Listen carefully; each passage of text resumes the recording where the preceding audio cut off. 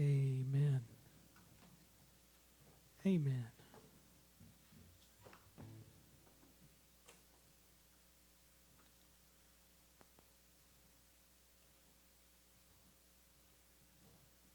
If you have your Bibles, we are in Nehemiah chapter 8.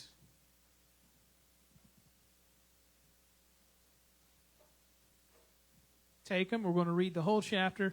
I was going to try to do chapters 8 and 9, but we're going to actually split them up into 2 different weeks. So we're just going to be dealing with chapter 8 tonight. I haven't sung that song in forever. That was good.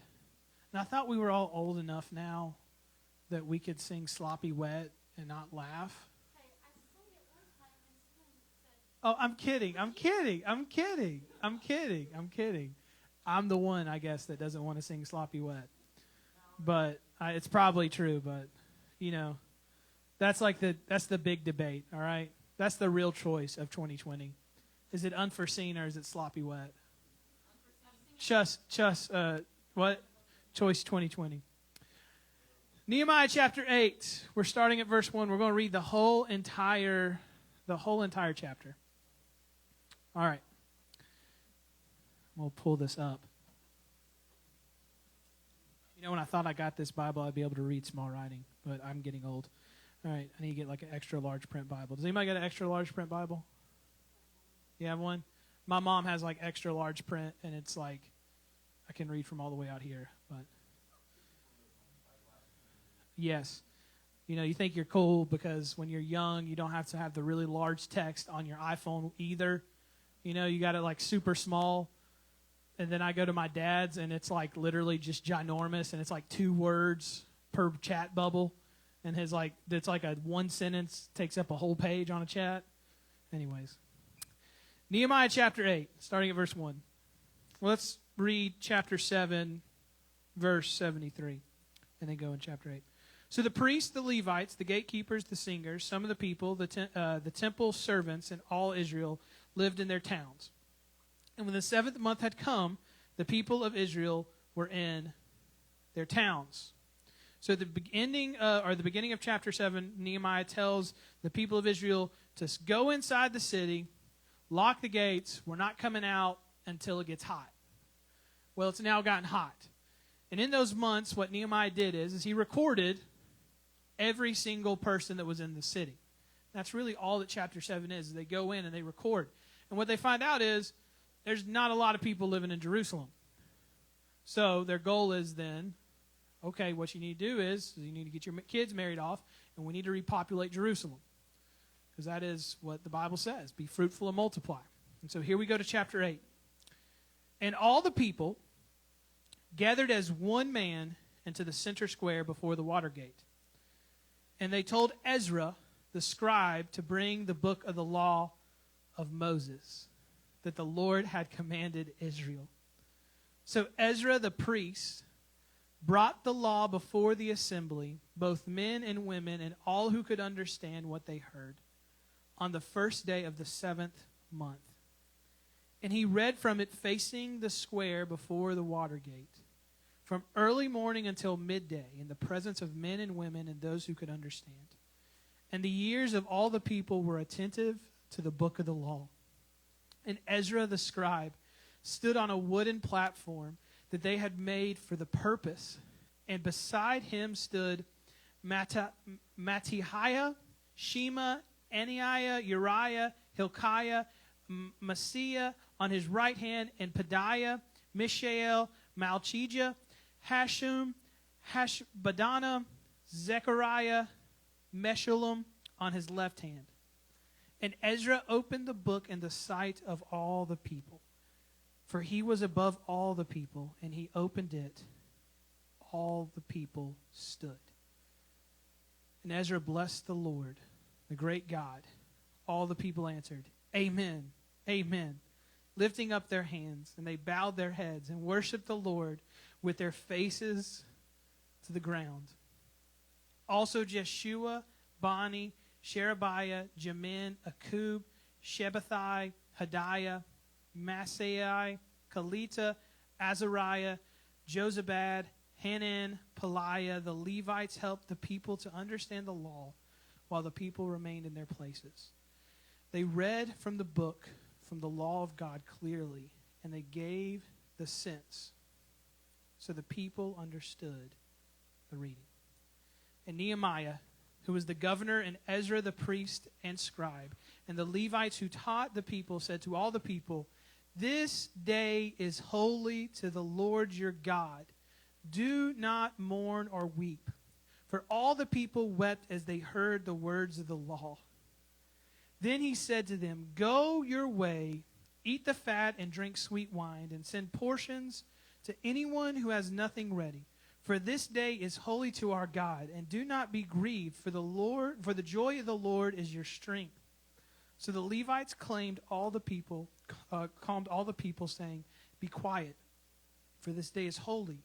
Do not be grieved."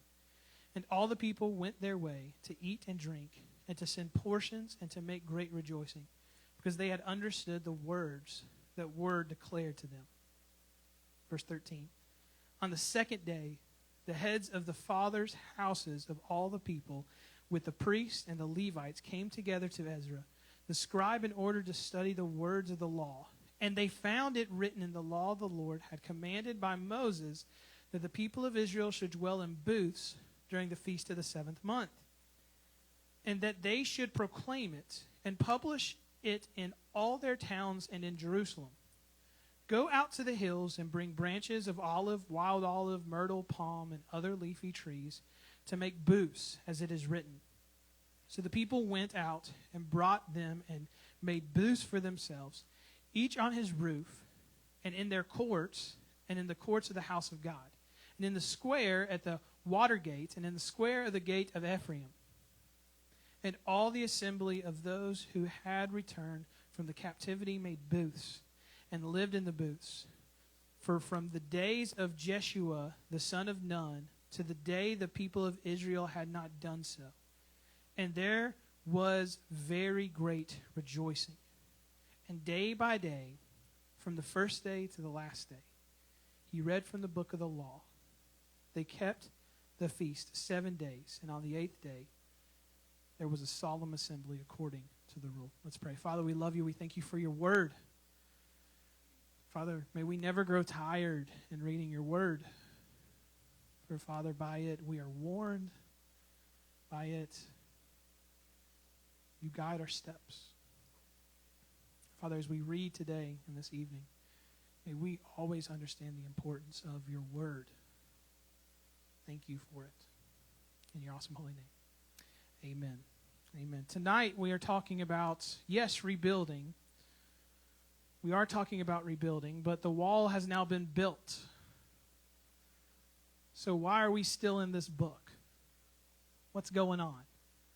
Chapter 8, they're not building anymore, but they're now in God's word. See, rebuilding means nothing without revival. Rebuilding means nothing without revival. If we were looking at this from a worldly view, we were just looking at it from the standpoint of this city, we would say, hey, the job is done. They have rebuilt the wall. The thing that was wrong with the city was the wall, and it's been rebuilt. But from a spiritual aspect, the job is not done. It really had just begun. See, it doesn't matter how much you rebuild on the outside.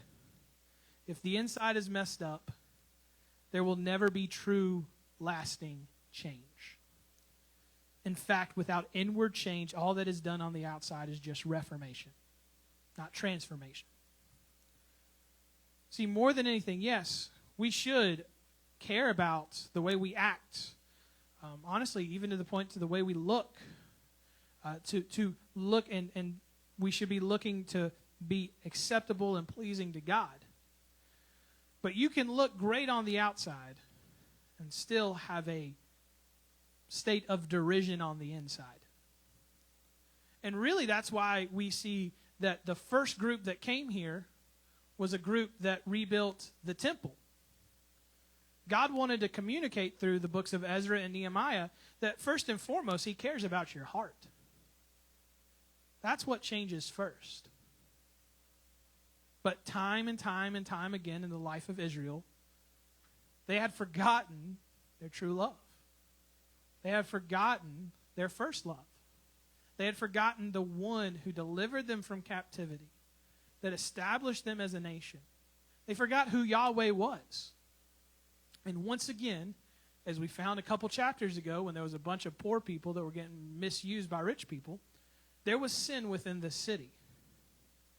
And so they finally come to the point in chapter 7 where they cut off all outside influences. The city is shut. Sometimes that's the best time for you to hear from God, is when you shut out all outside influences. I know some of you don't like it, but turn the phone off. Turn the TV off. Even turn the music off and get alone with God. And they shut off everything. And in the beginning of chapter 8, they get to God's Word.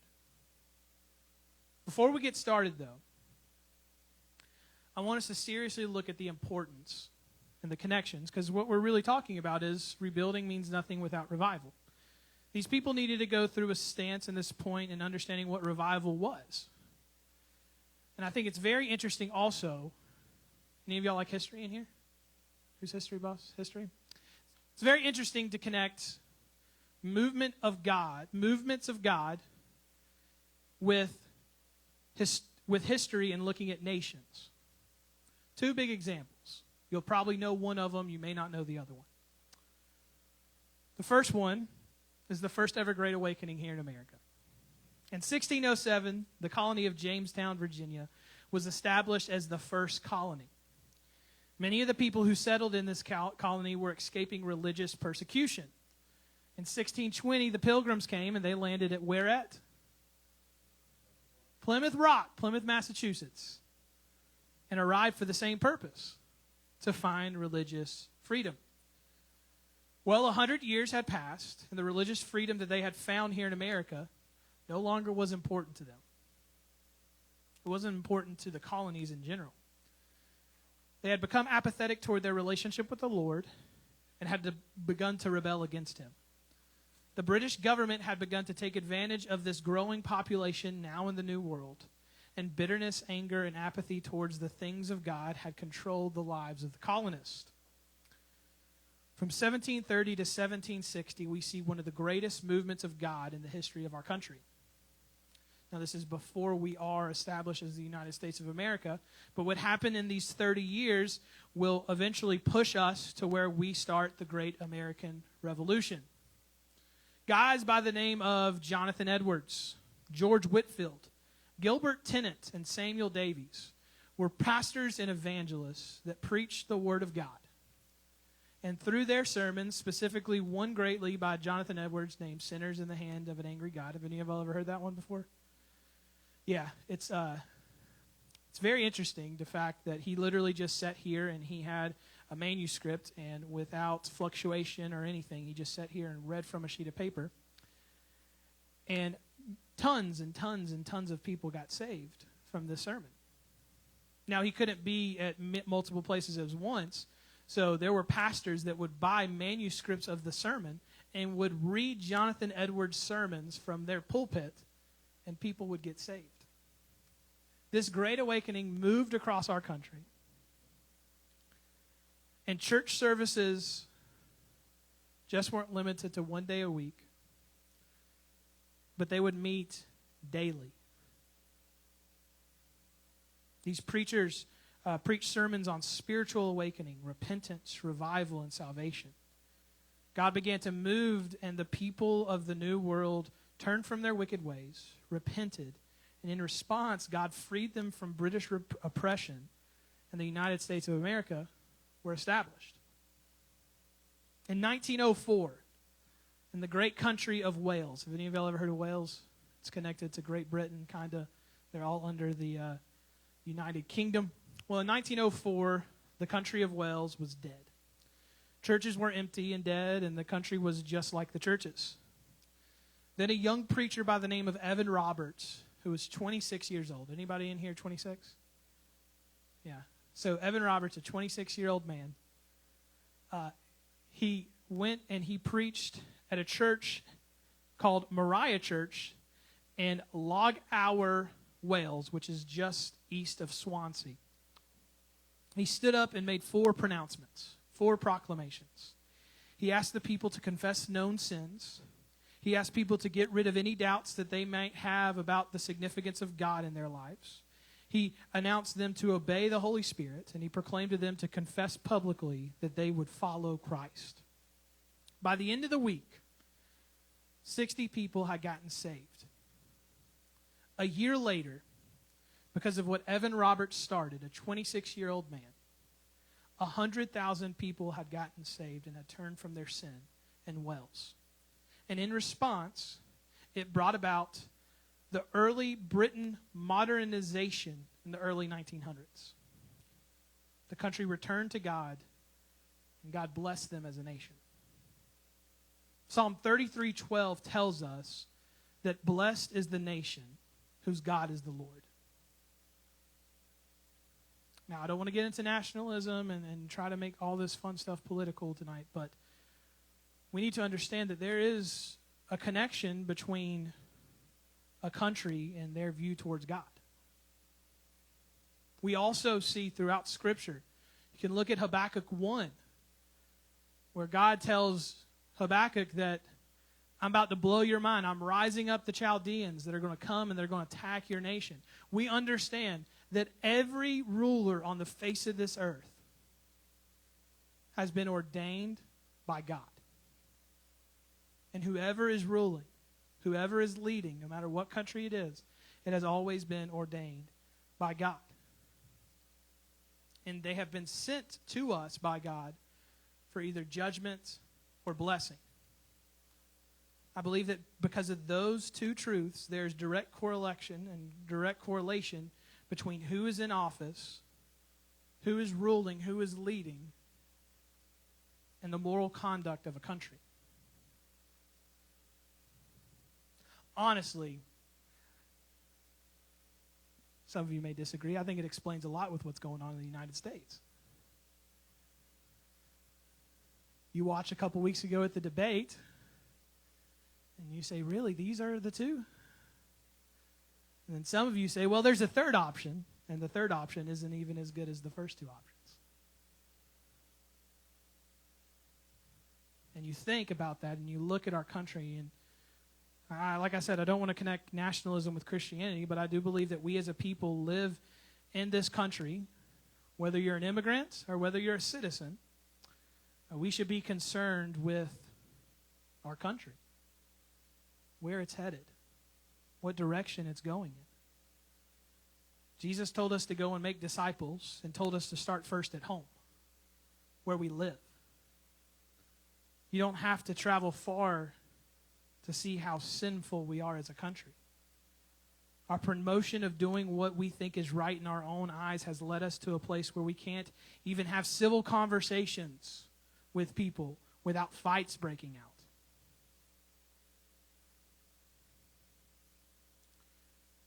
And you get to the point to where you just breaks your heart. And then we have people that are growing up and that are 18, 19, 20, 21 years old, and this is the first election that they're going to be able to vote in. And I have conversations with people, and they're like, you know what? I don't even want to vote. I think that there's an important thing in understanding that we should, yes, love the Lord, but love where we're from. We should. We should care about the future of our country. We should care about where we're headed.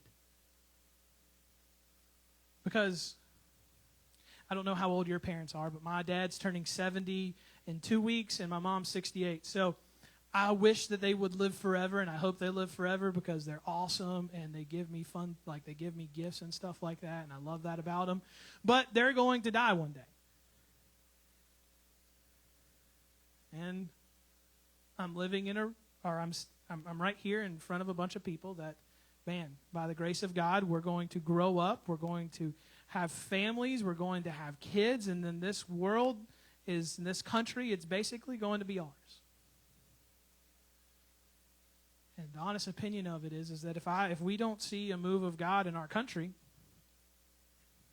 or if God doesn't come back, I don't know where we're going to be as a country in 20 years. If you enjoy prophecy, any of y'all prophecy people in here? Like, look the book of you would be a prophecy guy, Weston. You would be one. But if you look through the book of Revelation and you look through Ezekiel and Daniel, which are a lot of prophetic language and a lot of prophetic books, you see mentions of connections with Russia, with Iraq, with the Middle East. You see connections with China. But there's really no connection with end times in the United States of America. And no, we're not the second Israel and God's chosen people.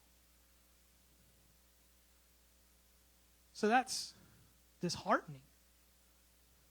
But there's encouragement for us here in this text. Because, yes, we said Psalm 33 says, "Blessed is the nation whose God is Yahweh, whose God is the Lord."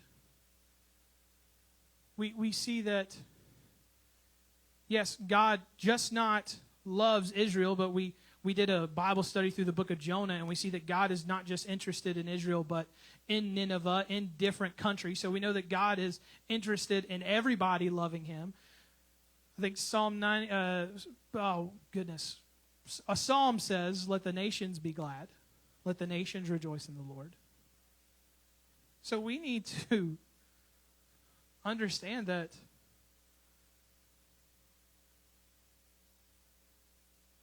this word and where we're at as a church and as a people of God, man, this is disheartening for us. I want revival. And it doesn't matter how awesome we make the outside look. If there's no change in the heart, that rebuilding will not sustain. Nehemiah knew this.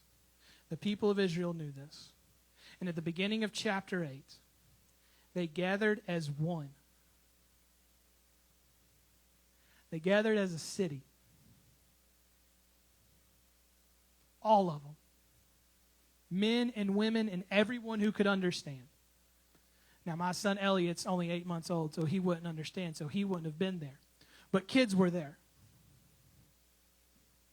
And they went to Ezra. And they said, "Ezra,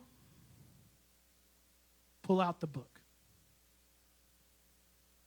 Read the book of Moses." Nehemiah and the people of Jerusalem wanted revival to spread in Jerusalem. Nehemiah had experienced it earlier in the book. But he realized that everybody needed to experience the transformation and the reawakening within their spirits.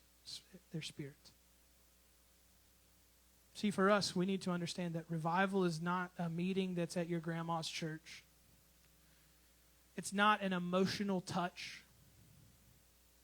Revival is not something you attend. It's not something that you feel. Revival is not even about filling empty churches. Revival isn't even about the lost person. Revival is doing business with God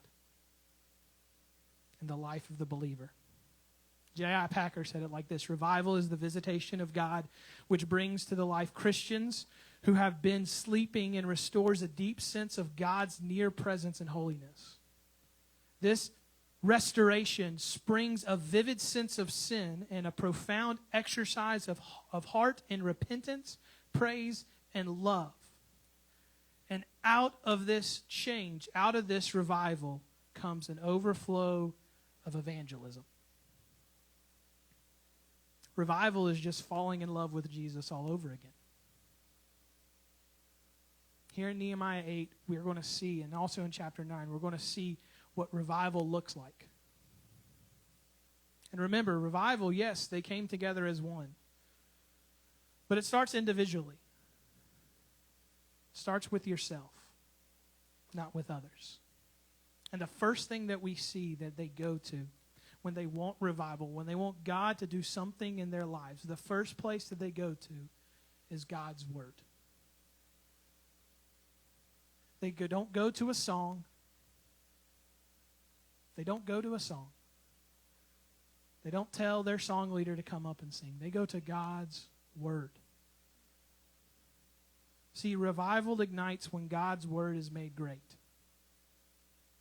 When it is preeminent. When it is the best thing. When it is the thing that goes above everything else. When God's Word is first, that's where revival will happen. I don't want to hear man's ideas. I don't want to hear a motivational speech. I don't want to hear some just good, encouraging self-help. I want to hear God's Word.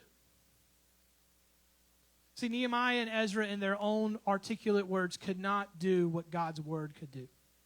And so Ezra pulls it out. They come to him and he pulls it out and he starts reading it. How awesome would it be that instead of coming here on a Thursday night, because while yes, we do have an awesome worship band and they're great and it's awesome and amazing, but how awesome would it be that instead of just wanting to hear music, instead of just wanting a delicious meal from Miss Donna, or instead of wanting to play jungle pong or volleyball, the only reason why we wanted to show up on Thursday nights is to read God's Word.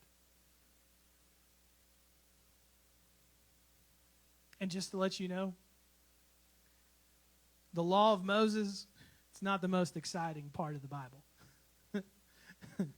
Like, try and go read the book of Numbers and see how long you last before you fall asleep. Hey, okay, if you need something to listen to before you go to bed at night, listen to the book of Numbers. You'll fall asleep like that. So we see that there's this book of revival. When God's Word is preeminent, revival is ignited. But we need to look at a couple things about this book and about God's Word and how the people responded to God's Word. Four things actually stand out to me about how they looked at God's Word. The first thing is that they understood the book. They understood it. God's Word must be understood before it can enter the heart and release its life-changing power. 6 times in chapter 8, it says that they understood. In verses 2 and 3, in verses 7 and 8, in verses 12 and 13. So there's this important thing of knowing that you must understand God's Word. Now, if you go to the prophetic books, I'm going to be honest with you, I sometimes look at the book of Revelation, I still have no idea what's going on. But the majority of this book, you should have a desire to want to understand it. You want to understand all of it. If you want to stay interested in something, you need to understand it. It's like my sister's relationship with football. I have a sister, her name's Amy. She's awesome. She's one of my favorite sisters. But she knew nothing about football until she started dating her future husband. Her future husband was a humongous Clemson fan. He went to all the Clemson games. And so what Amy did is that she wanted to get into it. She was never interested in it until somebody that she knew loved it. And because that he loved it, she wanted to love it and she wanted to understand it. You're never going to have a desire and want to understand God's Word until you fall in love with God. Now, if I talk to my sister, she knows everything about Clemson football. She knows every position. She knows all the different penalties. She knows everything. She even knows the recruits that are coming to Clemson. That's how you know somebody's actually a football fan. She did it. She loved her husband. She wanted to understand because of him. Guys, if we're going to want to understand God's Word, we are going to have to love God.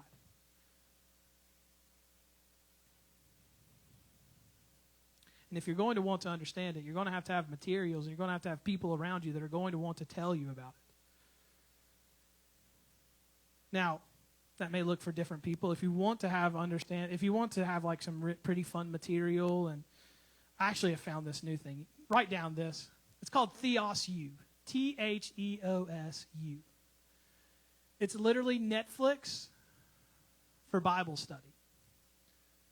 It's like almost to the point to where you can get Bible study classes for like $10 a month. And if you have a desire that you want to understand God's Word, go for it. They'll teach you all the fun words. They'll teach you about catechisms. They'll teach you about Pauline epistles. They'll teach you about fun stuff. But if we're going to want to see God, if we're wanting to hear from Him, we must understand the book. And that's what they did. Not only did they understand the book, but they were convicted by the book. We see that in verse 9 where he says, for they all...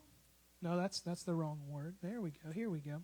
In verse 9, and Nehemiah was the governor, and Ezra the priest and the scribe, and the Levites who taught them said to them, this day is holy, for the Lord your God.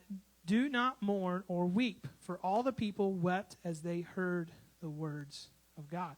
They mourned. They wept. Why did they mourn and weep? Because they were convicted of the sin in their lives. See, when you read God's word, Galatians tells us, when you read God's word, it's like a mirror. Now, if I look at a mirror, it'll show me my flaw. Every single morning I wake up and I look at the mirror and I see how jacked up my beard is. I can't wipe that mirror to fix my beard. I might have to have beard shampoo and beard wax and beard oil.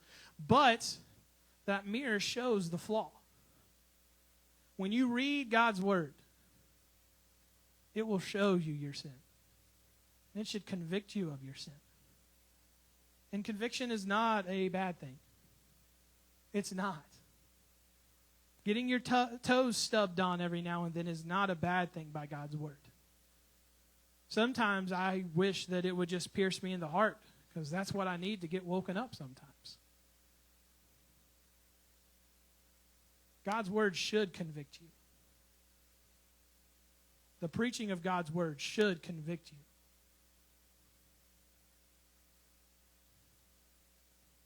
When God's word is preached correctly, it's going to sting. And that's what happened to them. They were convicted. But this is the great thing about what's happening here, is that not only were they convicted by the book, but they rejoiced in the book. Now, there's an important thing you need to understand. Later on, we're going to talk about it a little bit more, but there's a feast that they're about to celebrate. Does anybody know the name of the feast? The Feast of Booths, or the Feast of Tabernacles. Do you know what happens on the day before the Feast of Booths or the Feast of Tabernacles? It's the most holy day on the Jewish calendar. Yom Kippur, Day of Atonement. It's the day before the Feast of Booths. It's the day that everybody would come to the temple, and they would bring a spotless lamb. And the sins of their family would be placed on that lamb. And that lamb would then go into the temple, and they would sacrifice that lamb. It was the only day of the year that you could enter into the Holy of Holies. And I think it's very interesting in that they celebrate the Feast of Booths the day after this day. And that when they are convicted of their sin, Nehemiah comes to them and doesn't say, well, get right. No, Nehemiah comes to them and says, what? Go. Get something good to eat. Get the sweet drink out and celebrate, because your sins have been forgiven. Your sins have been forgiven. Nehemiah tells them, rejoice. Yes, you're mourning over sin. Yes, you should mourn over the sin. But the sin that you're mourning over actually has been forgiven. Most of the time, we like to mourn over sin that's been forgiven. We struggle with the guilt of our past life. we see somebody that we used to chill with all the time, and it brings up all the stupid stuff that we used to do. See, Satan wants you to wallow in your guilt, but God wants you to rejoice in the fact that your sins have been forgiven. And that's what Nehemiah tells these men to do in verses 10 through 12 and these women to do. He wants to tell them, hey, go and celebrate, for the joy of the Lord is your strength, and your sins have been forgiven. Yes, you've been convicted. Yes, that is something that you should feel as a believer. But in response, we have a God that is faithful and just to forgive us of our sins and to cleanse us from all unrighteousness. And if you are in Christ, the guilt that you struggle with, you should understand is forgiven. I've heard someone say it like this: my sins are stories for grace to recall. And when I am reminded of my past, it shouldn't bring me shame, but should bring rejoicing because God saved me, a sinner. So we should rejoice in the book.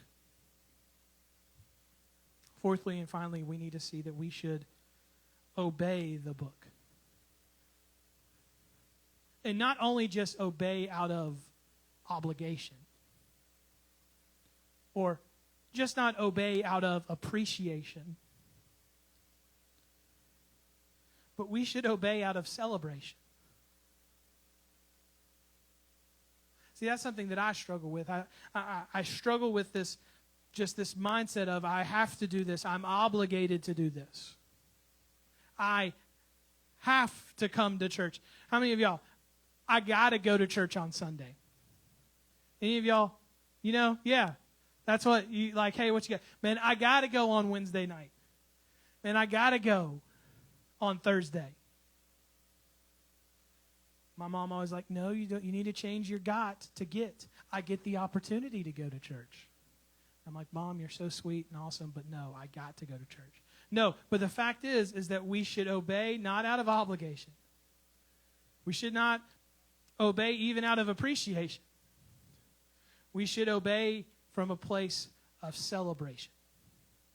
When we obey the Lord and serve Him because we rejoice in Him, then our obedience will be done out of delight and not out of labor. It should be a delight for us to serve the Lord. And many a times I don't come to church with the thought and the idea of delight. I've said it before in here, and I've talked about it on Sundays, but sometimes I feel like the most tired I'm ever am on a morning is on Sunday mornings. I don't know what it is about Sunday mornings, but that's usually when I'm most tired. That's when I don't want to get up in the morning. Goodness gracious, it was so easy for me to get up at 4:30 this morning. But on a Sunday it rolls around, nah, dude, I want to sleep until about 7, 8, 9, maybe even 10 o'clock. That was something that was cool about quarantine for a little bit. You could sleep in on Sundays till about 10, and then you could get up and watch church. What? Exactly.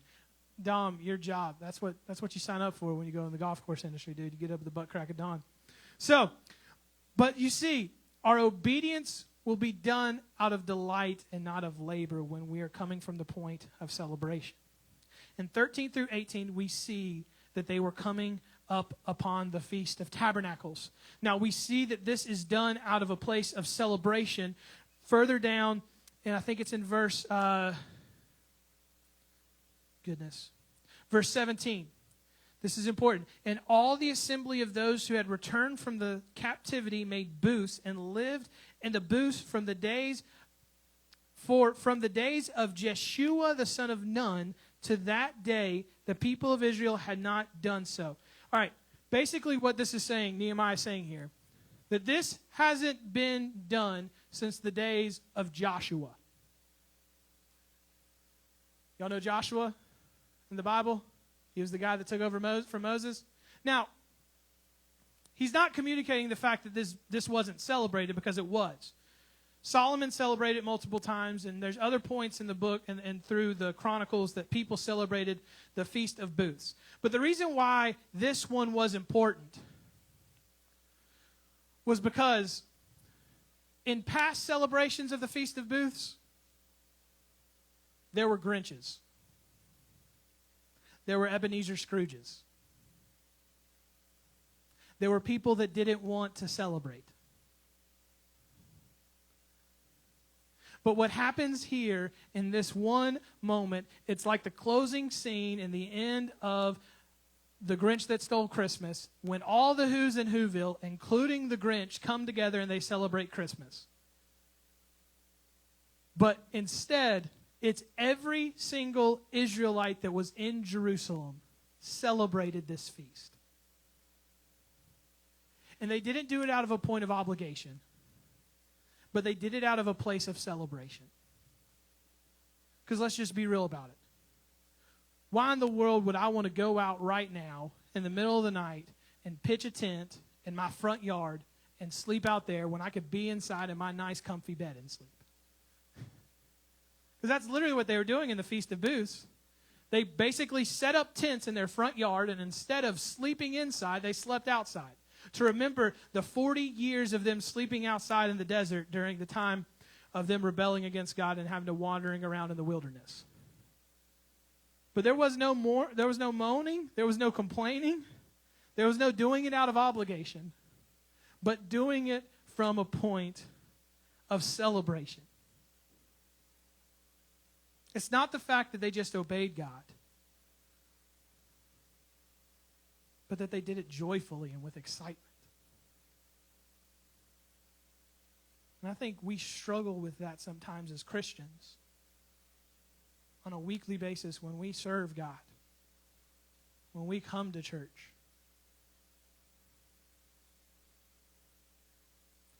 I get more excited about watching a Braves game than I do about coming to church on a Sunday morning.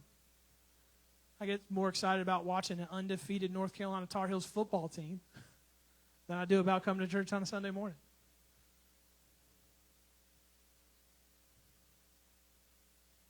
Man, we need to be people that obey out of celebration.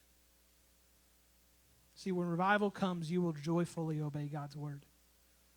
Not out of obligation, but out of celebration.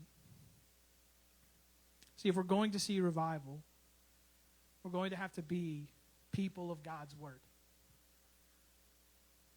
We're going to have to understand his word.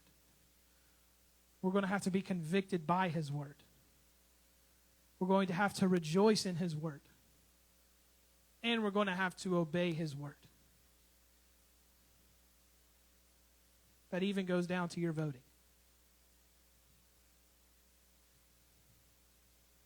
And in voting for godly principles. Until we delight in God's word like this, we will never see God do a move amongst us. Until we treasure the precepts and principles of this book, we will never see revival. And I know in my life there are times where I don't see me treasuring those precepts and principles.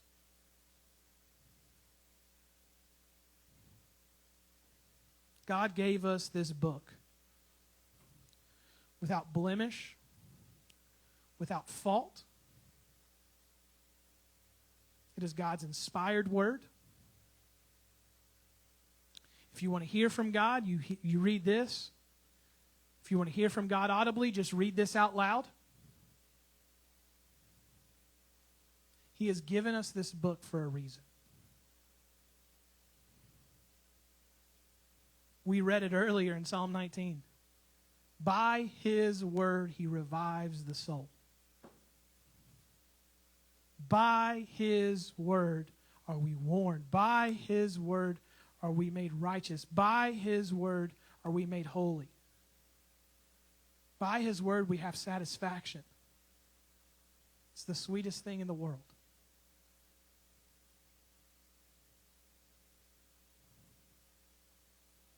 And yet sometimes it's the last place that we want to go to. It's the last thing on our list. We're so busy because of work and school and volleyball and other fun activities that we do with our friends and all those fun things. And we think that it's just enough to listen to 91.9 in our car radio. That's how I'm going to get it. I'm going to listen to Greg Lowry on 106.9. That's going to be my Bible for the day. If we're going to see God do a work in our lives, we must be people who love this book.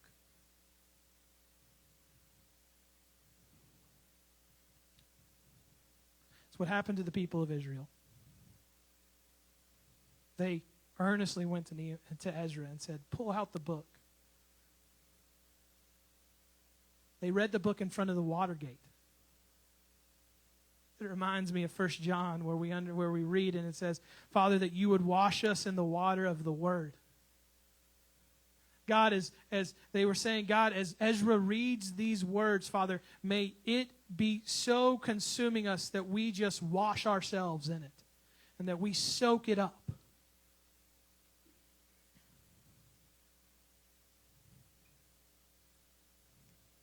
So in closing, I have some questions. I'd like for us to bow our heads, to close our eyes. The band's going to come up and we're going to sing a song.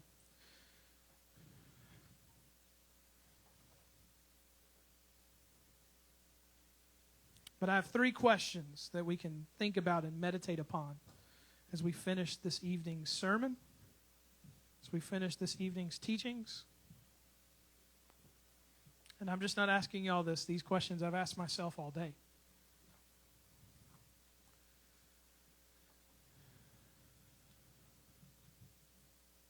How would you describe your time in God's Word?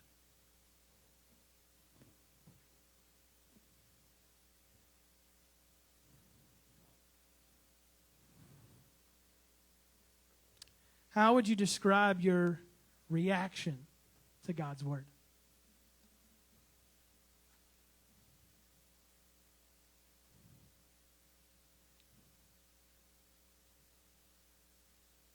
And how would you describe your obedience to God's Word?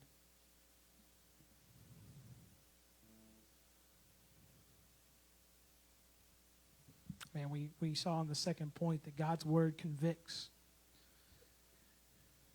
And if you are falling under conviction tonight, don't get upset. Don't go to a place of grief and mourning and guilt. But run to the Father for forgiveness.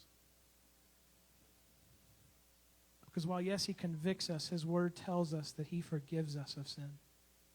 And rejoice in Him. Father, we love You. We thank You. We thank You for Your Word.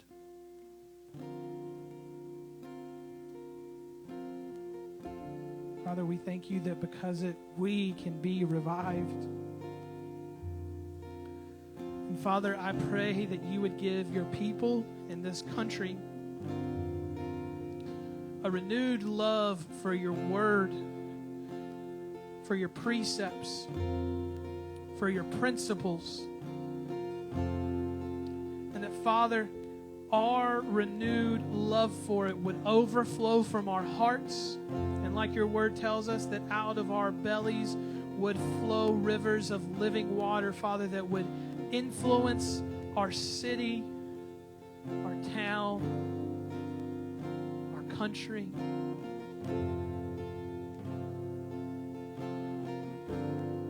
Father, start with me. That You would revive us again. You would fill our hearts with Your love. Father, the answers to the difficulties within this world will never be found through Washington. They won't be found in Europe. They won't be found in Canada. They won't be found in Sweden. They won't be found in Jerusalem or China, wherever. God, the answers to this world will be found in Your Word. And You have given it to us. So may we hold on to it and learn from it and boldly proclaim it on the mountains.